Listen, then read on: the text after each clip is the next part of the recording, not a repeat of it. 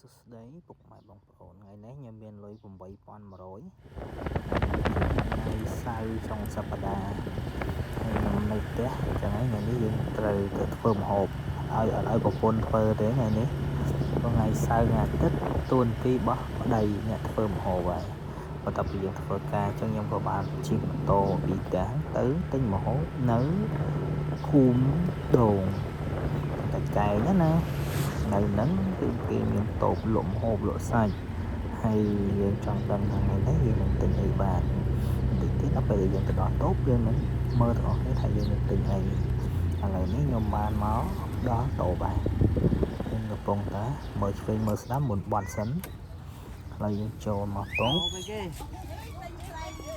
ក៏ទៅទិញសាច់មួយចំនួនហើយនឹងបន្លែហើយនៅភូមិចឹងគាត់លក់ដូររបស់ខ្លះគាត់ឲ្យយើងទេគាត់ចិត្តបានដែរអញ្ចឹងយើងមកទិញនេះក៏ឃើញមានសាច់ជ្រូកមានឆ្អឹងជំនីជ្រូកក៏នឹកឃើញ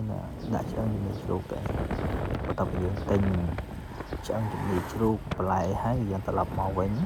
យើងធ្វើម្ហូបបន្តហើយការទិញនេះគឺយើងទិញសាច់ជ្រូកបានឆ្អឹងជំនីជ្រូកមានបន្លែតកួនម្ទេសគ្រឿងទេសមួយចំនួនទៀតហើយអត់អស់ទេ8,600ហ្នឹងយើងអស់តែ7,500ទេអញ្ចឹងយើងសល់លុយទៀតអញ្ចឹងតិចទៀតយើងនឹងធ្វើម្ហូបជុំគ្នាហើយនេះគឺជាផ្លូវត្រឡប់មកផ្ទះខ្ញុំវិញតាមដងផ្លូវមានគេលក់អាហារពេលព្រឹកមានអីដូចគ្នាហើយទេសភាពភូមិនេះក៏ល្អប្រសើរស្អាតហើយនៅជិតនឹងស្ពានកង្ហតដែលគេហៅថាស្ពានទំនប់ទឹកថ្មីណាអញ្ចឹងនៅកន្លែងហ្នឹងគឺទឹកធំថ្លាស្អាតហើយខាងក្រោមក៏ស្អាតដូចទឹកនៅចង្ហូរថ្មអញ្ចឹងនៅកន្លែងនេះគាត់ថាផ្លូវចូលរៀងពិបាកតែនេះផ្លូវមកផ្ទះខ្ញុំឯងអញ្ចឹងយើងមកដល់ផ្ទះហើយបញ្ជាក់បន្តិចវីដេអូនេះក៏កាត់ខ្លះដែរអត់បានថតពេញទាំងអស់ទេគាត់តែបានថតពីផ្លូវយើងជិះមកវិញហើយដល់ពេលដែលធ្វើម្ហូបធ្វើគ្រឿងគឺមិនបានថតទេព្រោះយូរអញ្ចឹងគាត់ថា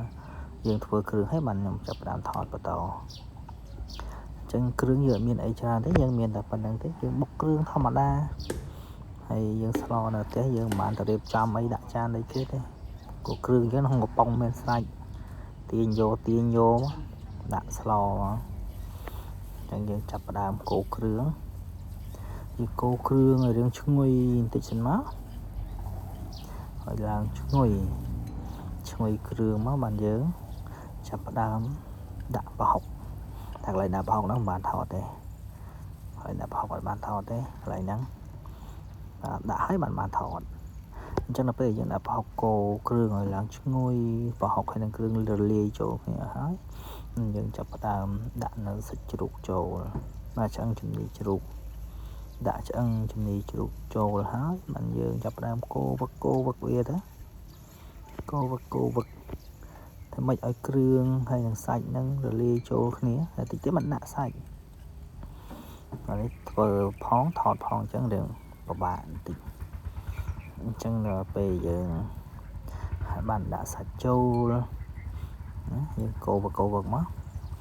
តែពីយើងបានដាក់សាច់ចូលហើយកូរហើយរួចរាល់ក៏យើងដាក់ទឹកឲ្យទឹកហ្នឹងជែកតិចណាមិនដួសទឹកពីងយកមកដាក់ទេយើងប្រើប្រាស់ទឹកសុទ្ធទៅយើងគ្មានទឹកសុទ្ធអាម្ដង1000យើងដាក់ទឹកសុទ្ធ1កដុង2000ក៏បានដែរអញ្ចឹងបន្ទាប់ពីយើងដាក់ហើយស្លហើយឆ្អិនក៏បានដួសទៅឲ្យយាយនៅចិត្តផ្ទះហើយនឹងមាននៅចិត្តផ្ទះដែរ